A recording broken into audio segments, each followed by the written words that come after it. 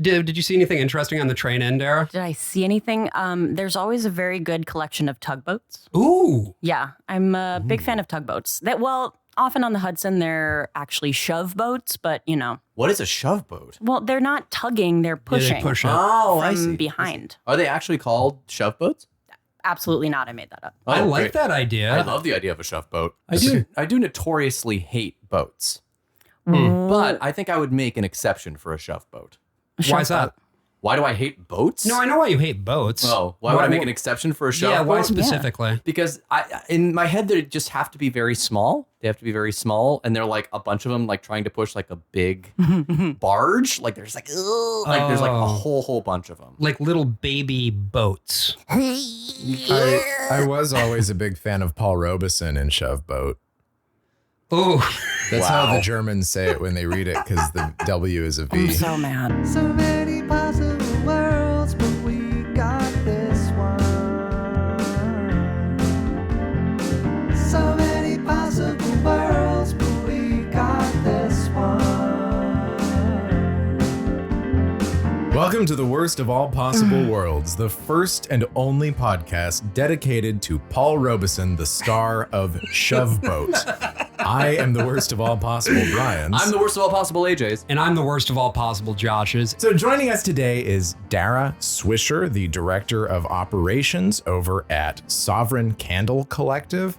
Now, I didn't know that candles had legally recognized sovereignty. Are you really Isn't that proud? funny? Are you proud of that joke? That's really Yeah. funny, bro. Yeah, I wrote it earlier. So I planned this. So 5 candles in soldier outfits have burst through the door. They've come to take Brian off to political prison. That's right. Yeah. For dare insulting their sovereign state of Candelabra. Candelabra. Candelabra. I Yes. don't know. Sorry. Yeah, candelabra. I mean, that's generally what we do every day. It's a lot of dry cleaning for the uniforms. No, really, we're a boutique lighting and events design firm, and we're in Manhattan. And that sounds real like snooty, but I don't know. We make cool lights for stuff. Yeah, a lot of events, a lot of Bible camps. Use your Almost exclusively, expertise. right? I don't know of any Bible camps, but we are cool with the Jews.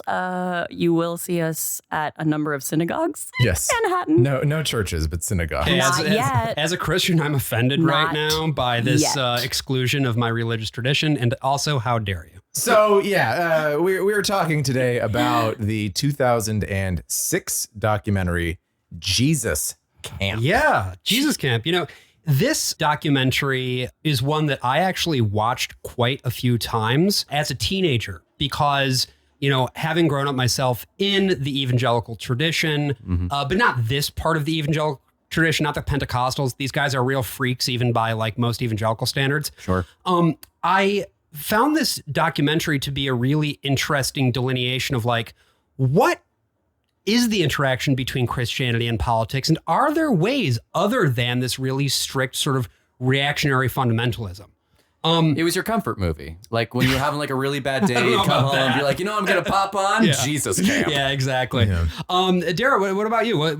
Do you have a background with this film or? Oh, geez. Well, me and this film go way back. No, I think because I have a deep and abiding love for documentaries in general, I definitely watched this one when it came out. I went to Catholic school from second grade Hell yeah. all the way through the end of my undergraduate degree. Whoa, Yeah. wow. And you can tell how well it worked because now I'm a witch. Nice. And it went really well. I also was married to the military for a short time. And I also took part in some liturgical dancing. So I'm really excited for when we get to I'm also excited to Did talk not about know- liturgical wait, dance. Wait. Okay, so because we were talking about we were talking about puppet ministries a little bit earlier. And you Ooh, said yeah. Catholics didn't do the puppet ministries, but you did do liturgical dance with the Catholics. What? Yeah, no, that existed. Yeah. It did? It's mostly, okay, so But it's no not, puppets? okay, so liturgical dance is not I introduced always puppets, or but- not primarily to be used in church during service. It's mostly for outreach Oh, Yeah. to okay. bring Jesus through dance to the elderly and perhaps disabled and the That's young also people. what the puppets are for. Look, the Catholic Church couldn't afford puppets. Okay, it's not like we just have like millions and everywhere. millions of dollars just like lying around. Slabs and golden. Yeah, but Brian, what about you? What's your history with this movie? I saw it pretty much after it came out because it went on. It was produced in part by A&E, Right. and so I remember seeing it on there. In this economy?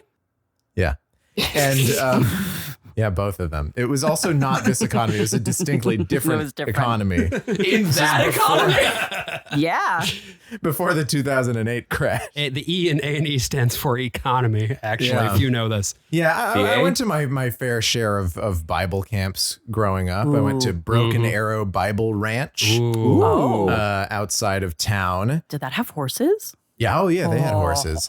I only remember because we would not. I went there once for camp, but we went there a lot, like at the beginning of the year with school, and did some school fun Nice. hangout things. Nice. So I only rode the horses once, and I ended up on a horse that just did what it wanted to do, and it didn't want to do anything. And We so love it an was asshole horse, don't Yeah, we? it was just like it didn't matter. Like it sure knew did. the route, and it would walk the route, Like, but you it know was what, going to fuck you. take its own time.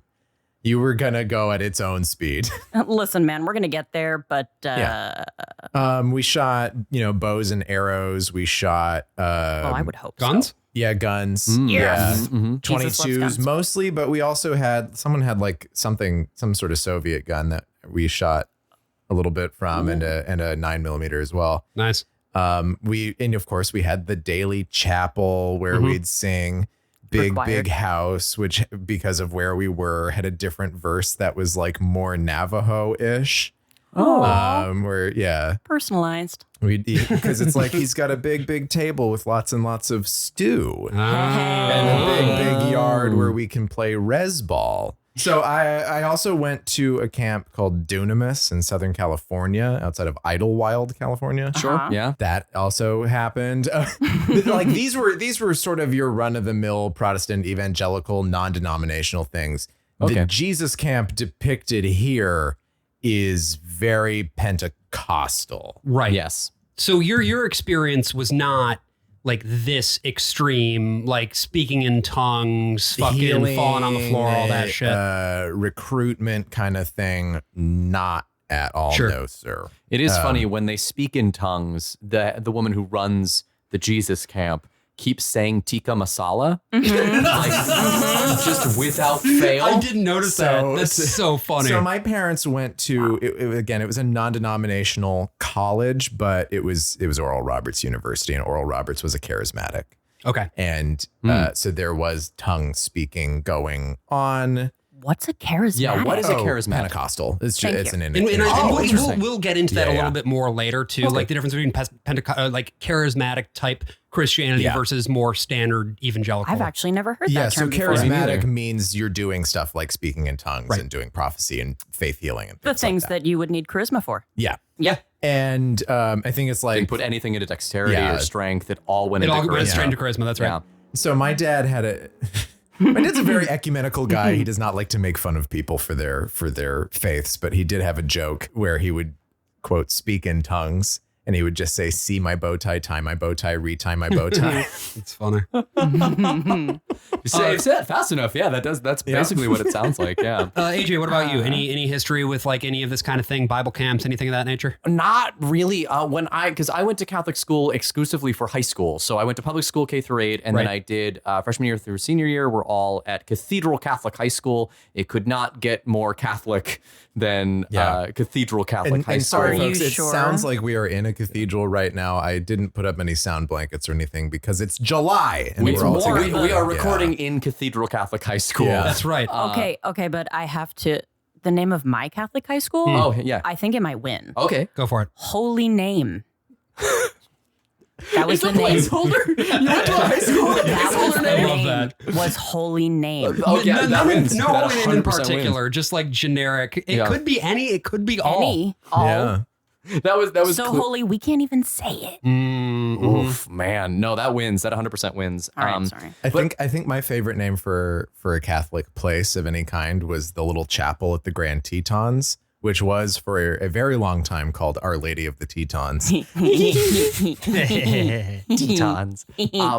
So so there was a lot of pressure to go on like these retreats that they would have over the course of like our time there. Like I think it was mostly just juniors and seniors who would go on these retreats. I have also done this. Oh, yes. Oh yeah. I mean, if I'm being truthful, it was just an excuse for you to go like hook up in the woods. Like that's sort of what the camp That's was what you used guys for. were doing? Yeah. I was gonna say man. the Catholics get down way better than we do, I guess. Oh, for I mean, sure. not really, but you know. Man. You at least try, maybe. I mean, like my experience, I never went on one of these full on like week long fucking like Christian things. I did go to Christian summer camp, but it was more of a traditional summer camp where you happened to talk about Jesus sometimes. Yeah. Where it sounds like the thing Yeah. you did was more like a true Yeah, it was Jesus just a camp. weekend. It was just a Okay. weekend. And we didn't speak in tongues. Really what it ended up being was like a reckoning between me and my friends over the course of like all the shit we had held in for like 4 years. Just like we came out and like apologized to each other that's for. nice. That's nice. And it was in that part it was very cathartic, but they kept being like, and this has to do with Jesus. And I'm like, no, the fuck it does not. does not. Necessarily, yeah. No, it is more about like the The healing airing of power. grievances. Yes, it is the airing of grievances. But yeah, this particular documentary, I remember it being nominated for an Oscar. And I remember all the reviews for it at the time were like, this is the most harrowing film I've ever seen. It's the scariest horror movie in years. Yeah. And People went really over the top about that shit. I remember that. Yeah, they really doubled down. And actually, you know, I kind of regret not seeing it because I actually think this documentary rules. Like, I think it is a haunted piece of media. It's a good it's a really unforgettable film. This was a period where documentaries were doing really well. I mean, this is before our current age of streaming documentaries where everyone's watching shit all the time. Right. But like, you know, Michael Moore had really blown open a sort of new documentary format. Yeah, when This was sort of Fahrenheit 9/11? thesis-based. Well, Fahrenheit 9/11 was 2004. Okay. Before that, he did Bowling for Columbine, and then before that, he did Roger and Me. Right. Yeah. And we also had Morgan Spurlock. And his documentary about McDonald's, Super Size Me, and then his television show 30 Days, Right. which he shot part of in my hometown because he did one where he lived 30 days on the res. And he made up most of that stuff. oh yeah, in Super everything was Size Me? fucking fake. Yeah, it was Yeah. all, Wow. yeah, completely. Mm-hmm. Really? Yeah, that came out when he Not got surprised. when he got Me Too'd in like 2018, and it turned Cool. out that he was like a like mean alcoholic. Fucking liar. I missed the entire Morgan Spurlock heel arc somewhere. yeah. That's Yeah.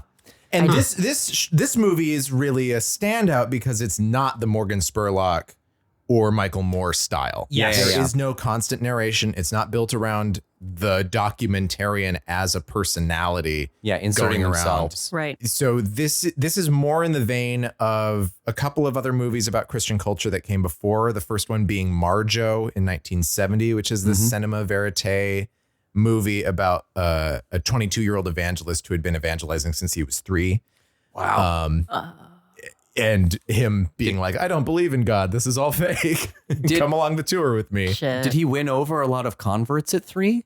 I mean, he was a big deal in Pentecostal circles in the 1950s when he was a little child. Yeah. I thought you were going to say he was a big deal in preschool. Yeah. He was the coolest kid in preschool. Yeah, he did faith healing and speaking in tongues. That's a very good movie, and it's from water into juice boxes. And the Sarah Kernachan, the director of that, is the wife of James Lapine. Oh, wow. Actually, for our theater heads. Then there's also Hell House, which came out in 99 or pretty 2000. similar documentary in terms of the presentation And, you know, so Sort of a this is- lo-fi yeah, look to it. videotape. This is all Yeah. on digital Exactly. videotape. Yeah.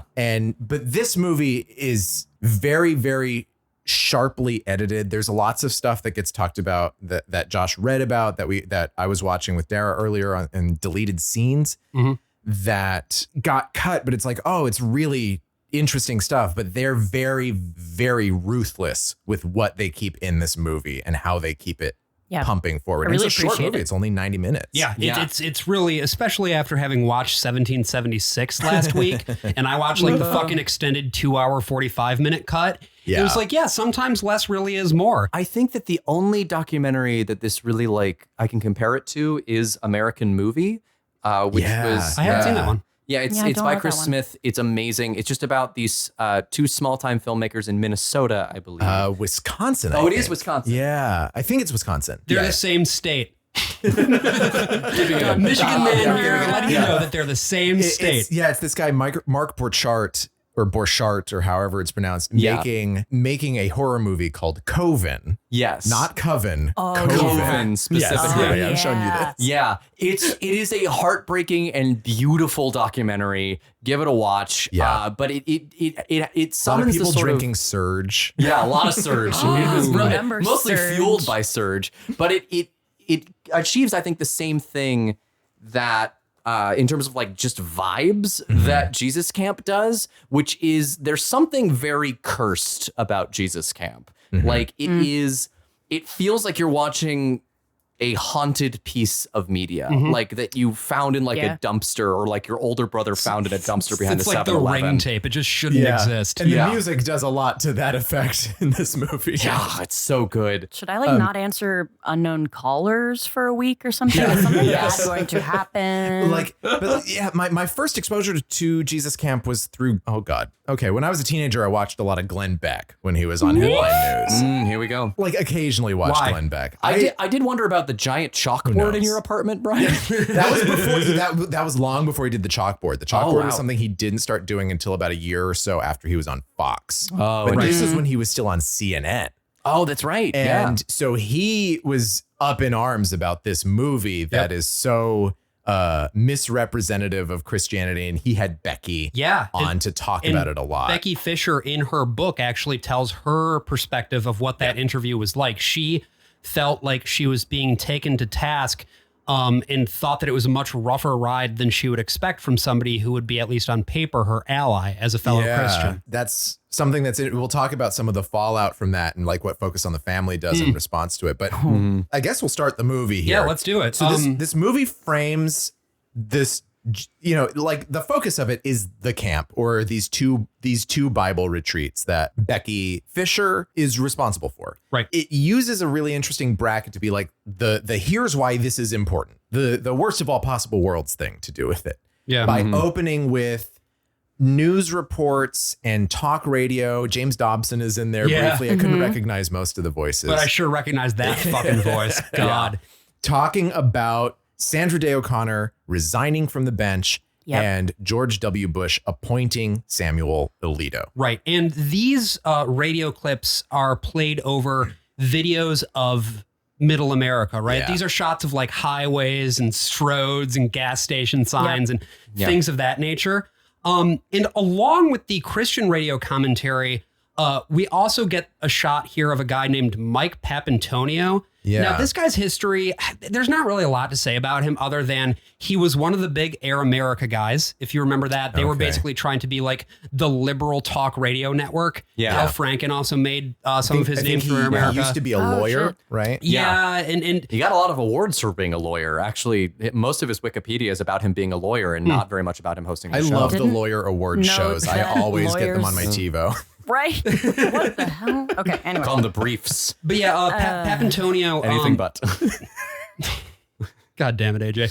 But Papantonio, also on Air America, was a co-host of a show with Sam Cedar, who some of our listeners might be familiar with. He still does a show called The Majority Report. Yeah. And the framing throughout this movie is basically these two sides of the radio in conversation with each other. We hear what's going on sort of in the evangelical Christian Republican airwaves, which is the majority of it. And then we sort of have Papantonio, who's sort of like, I think in some ways a stand-in for the filmmakers, honestly, who I get the sense are more liberal in nature. The directors are Heidi Ewing and Rachel Grady. And like we said, they're very unlike Spurlock or Moore, or Kirby Dick in this point in time too. They don't get in front of the camera. They don't narrate. So Papantonio's brief little interjections at a couple points in this movie are really, they're surrogate. I understood the importance of taking the higher level view, and you do need to incorporate information about, like, for instance, after the right wing spiked Harriet Meyer's nomination to the Supreme Court and got Alito in, like, that's important information. But then you get this Papantonio guy in, and I'm just like I kind of get it. I personally don't know that I need that other voice to tell me what to think. Honestly, when I first saw this film, he read to me as a conservative. Oh, I interesting. thought he was about to start talking about things that were in favor of what we were about to see. Right. He has that guest who calls in right at the start. Exactly. Who's like, I'm a Bible believing Christian. Yeah. So it was almost an eye roll moment for me. Just, I don't know what about him, his vibe felt, and just the way that he was speaking, his cadence of voice, etc. But A fucked vibe, would you say? a little bit of spicy fuckedness. I was deeply worried coming into this that y'all had like information on this guy that was like really, really bad. No, Like he's there's just a some guy. sort of skeleton in this There's like closet. nothing. No, he's just he seems mostly Seems pretty reasonable, He's I fine. guess. Yeah. Yeah. I like, didn't need him to be there. yeah. Yeah. I think I understand. I enjoyed the break from the relentless barrage of being in that camp and being in that mindset. It is nice to like reset and to have someone just full come out and say, this is insane. Like, this is stuff that I believe, but this is like, they're training child soldiers. And also you're going to go to hell for doing this to kids. Yeah. That's And it. That's interesting because I mean, I feel like I had the opposite reaction. And maybe that's just because I don't know, like Uncut Gems is one of my favorite movies. Like I like it when stuff stays relentlessly in the moment. And I feel like when I get pulled back out of it, it feels to me like it's forcing sort of a narrative structure that isn't necessarily organic to just like taking the thing for what it is. But I can also understand However, why you might want to come out do for really air. like the framing of the Supreme Court. Yes. That's a really good and framing device. I think what a lot of people, first of all, to our listeners, just listen to 5-4, the podcast Yes. about the Supreme Court. Yeah. They did a great episode. It'll teach you a lot about all of this history. They did a really great episode recently, specifically about the overturning of Roe v. Wade that is Yes. required fucking Yes. listening. Yes. So We'll link it in the comments. and part of this movement, the pro-life movement, which is the core of this movie, they took a much more aggressive approach to the court after Robert Bork got spiked. Right. In the 80s. He was going to sign on to the Supreme or sign on. You know, he was going to He's going to log on. What's your password? He's going to get onto the petition of the Supreme Court. He was going to get onto the Supreme Court, and he got destroyed because he was such a like naked ideologue that there was really no way that he could get past the Senate. Clarence Thomas was sort of this moment of the Democrats being like, we don't really like him, but we're also not going to let these allegations against him stand because we don't want to look like we're being too political, which is why Joe Biden Why Democrats always fucking lose. Joe Biden, who voted against Clarence Thomas, then still just used every opportunity he had to destroy the testimony against him. And so we saw that where they were Bush was careful. Like you said, Josh, there was another nominee, right? That they were Harriet Myers. And it was really largely the hard right that was like, look, she's not going to get the goods for us. And so then they were able to really effectively create this bipartisan messaging campaign to spike her nomination. Really something. Right. Yeah. So it was the liberals didn't like her, and it kind of the way that history looks at it, it looks like they kind of got rid of her like with Bork, but it really was the right wing of the Republican Party. Yeah, the liberals got suckered, basically. Which wow, shocking. never happened again. Yeah. Utterly shocking. So it was like they sort of borked her to create Alito as the next Thomas kind of thing. Yeah. I picture borking as someone flying off into the distance Team Rocket style and screaming, No, it's Swedish Chef. He throws you in the air. Popcorn in 3D. with his human hands, with his fleshy human hands. I don't want to be a chicken in that kitchen. I do. So after this, this radio stuff, it's actually a smash cut to this weird ass fucking interpretive dance. Yeah, so we have liturgical dance right at the top, but with like camo painted faces, my God. highly Something. militarized. It looks like They're stomping the yard. It looks like a 1980s German musical adaptation of Apocalypse Now. Ooh. That's really accurate. Wow. And this is just for context about what this thing is. It is a children's ministry conference, which again is sort of one half of what this Becky lady does. Right. At a church in Lee's Summit, which is a conservative suburb of Kansas City. And Dara, you had mentioned, interpretive dance, things of that nature. Yeah. Do you want to speak on this delightful Apocalypse Now-esque? I love the smell of napalm in the morning. Dun, dun, dun, dun, dun, dun. Dun, dun. Oh my God. Before I was a candle person with Sovereign Candle, I was a professional dancer. And so Wow G it sure was some fun choreography to look at. That was beautiful. I especially liked the stick-on unibrows that they had on their cheeks. I don't know what was happening. Yeah. My experience in what the Catholics call liturgical dance had a lot less face paint and stomping. Yes. There was more gentle vocalists, and it was more like an outreach program. Okay, so you were, to be very clear, you were not putting camo makeup on your face and taking sticks and crossing them and things of that nature. No, I don't know that I did any marching at all during all my times. in Do you liturgical wish dance. that you had done that? Ooh. Do you feel you would be closer to Would Jesus? it? Yeah, exactly. Listen, Yeah. does it have to occur on carpeting?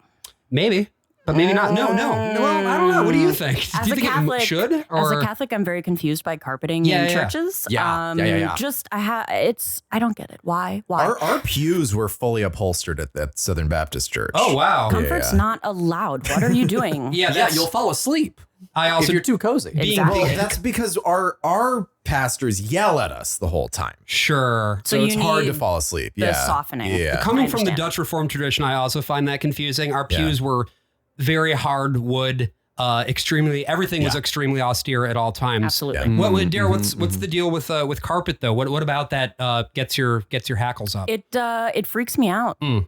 Carpet feels like blaspheming. Oh, Is it sort of like carpet in a bathroom? Yes. Yeah, there's something stuck in that carpet. There's so much incense and things that happen in a Catholic mass. yeah. Like those Yeah. smells would never come out. But if you don't have carpet in your sanctuary, how are you going to maintain your composure when you fall to the ground in holy ecstasy? Yeah, it's you know, true. Yeah, speaking the there's names of the practical Lord. needs oh well, for we're this, we're just not doing that over at the Catholic Church. No. You It's got to funny- keep it inside. It's funny you bring up incense because the Orthodox Church in Grand Rapids had the aisle down the middle was carpeted. The rest of the place was tile, and there were stains all over it from the censers. Yeah. So yeah, don't do that if you're doing incense, guys. You know. Just, So after the liturgical dancing, Yeah. we are introduced to really our main character, Becky Fisher, right? Yeah. And Becky, she's giving this big speech about how this is a sick old world and so we should fix it. She does this thing where she's like, is it like raise your hand if you love Jesus? And then you see this mom with her two kids just raising their hands. You will do this now. Oh, that rules. And yeah, I mean, we see sort of like what her thing is. She's, I mean, back to the point of charismatic Christianity. She has the fucking gift, clearly. Yes, she does. And she begins, actually, the first words we hear out of her mouth are how one of the books in the bookstore is not selling very well. Yes. And She's it's- always securing the bag. It's remarkable. And you know, sign up for the camp that's coming up. Yeah. Bring your whole families. When we first meet Levi a little She's bit later always on, she's on. immediately like, your whole family's coming to the camp, right? You've all signed up for a bunk at the camp, right? Right. And it is really telling because what I actually think this movie does very effectively is that it does actually show her not on and just how exhausted and tired and just burdened this woman is. And it's like, you could stop at any time, Miss Fisher, but she you can't choose not to. do a little She less. can because the Lord has put it on her heart to bring these kids to Christ and to get them to preach as well, right? And I think she truly believes that Yes, completely. no.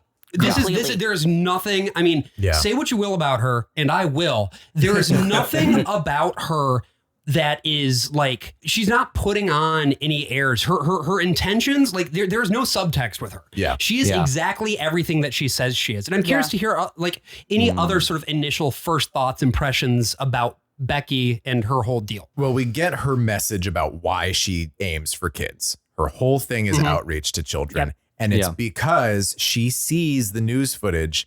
And you know, a lot of people who are younger than us listen to this podcast. You may not be familiar with this, but after 9/11, all we saw all day were pictures of like little 6-year-old kids in Al-Qaeda, like loading grenade launchers Constantly. and shit. Every and news so cycle. she said, oh, the Muslim kids in Palestine. Yeah, she talks about Palestine for some reason. what? Like what's going on in Gaza has nothing to do with what's going on in Iraq or Saudi Arabia or whatever. But No, Listen, but Josh, there's there are some websites. desert over there. Yeah. Yeah. There are some websites she could show you that would blow your mind. I've got some websites that would blow your mind too, lady. Goatsy.ru. That's right, Brian. What is that man doing with his anus? So she is saying like, and I mean, this is a line I definitely heard all the time is like, look at the devotion that is in these other countries. Look at the devotion that all these people who are following the wrong religions have. Look at what Buddhists will do, or look at what Muslims will do. They'll and the set fasting. themselves on fire. Exactly. And so our Christians need to be brought up in the exact same way. We need our kids to be soldiers for our divine cause, serving the Christian God. Yes. Yeah. In America. That's really well put. So many Hey folks, this is a preview of a premium episode. If you want to listen to the whole thing where we get in real deep with not only the movie, but our own upbringings and how this political movement relates to all of that, go check us out over on patreon.com/worstofall. Again, that is patreon.com/worstofall. And you can listen to the rest of the episode. Go check out Dara's company, Sovereign Candle Collective, at Instagram at Sovereign Candle. Otherwise, just give us money. We'll see you there. And if you don't want to give us money, we'll see you next week.